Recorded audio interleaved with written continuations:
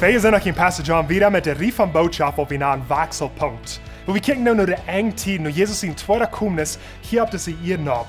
Die meisten von uns haben vielleicht ein Movie gekickt oder ein Buch gelesen und die wollten was wird passieren. Die wollten was, wir wollen lachen oder traurig sein, wer du wird sterben, es die gute Menschen wollen gewähnt abmengen oder es die schlechte Menschen wollen gewähnt. Wir wollten all diese Dinge nicht. Und jeder muss so krank sein in uns Leben. Wir wollten was krank für uns ist. Wir wollten was, wir wollen Freunde oder Familie verlieren. Wir wollten was wird passieren, es wollen traurig sein, es wir wollen ein schweres Jahr haben. Was alles wird passieren. Aber wir wollen den eng. In der Bibel ist es ganz klar gemerkt worden, dass wir an Christus sein. Wir wollen zuletzt gewähnt sein mit Jesus Christus. Jesus wird den Sinn von der Welt wahrnehmen. Der Feind wird nicht gebracht worden. Und wir wollen glauben dann an Jesus Christus. Wir sind gewähnt am Eng. Und dann wird nie noch alle Zwischen passieren, dass wir können uns freuen mit den Gedanken, dass wir wollen gewähnt sein am Eng. Nu, er wird vielleicht schwere Zeiten kommen. Und die wollen krank, wo der eng wird passieren. Und wir haben uns über die letzten 2000 Jahre gestritten, über wo Dinge wollen passieren. Wenn in Wirklichkeit das wichtigste Ding ist, sehr wie reit, wenn wir uns wollen sterben, sehr wie reit, wenn Jesus zum zweiten Mal kommt, dass wir haben an angenommen, dass wir wollen gewähnen mit arm und eng sein. Nu, in der Bibel, das sind die Zeugnisse, wo unsere Bibel uns hilft, dass wir dicht bei und eng sind.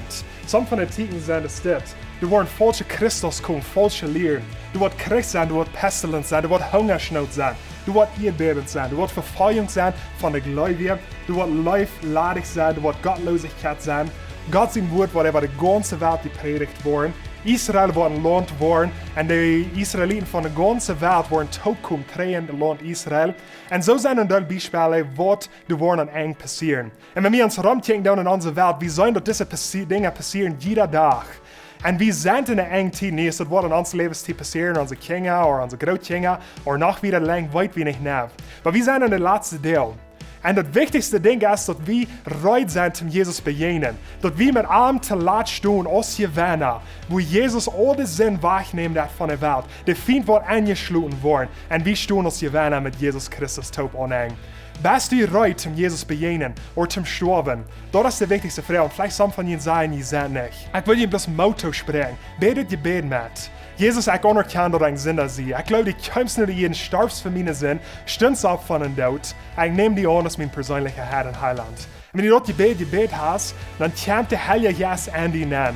Und du bist geraten. Und Jesus sagt, du wirst mit einem Taub in alle Ewigkeit ein Verhältnis haben. So, ich spreche ihm das als Motto. Nehmt Jesus an, nie wenn ihr noch eine Gelegenheit habt.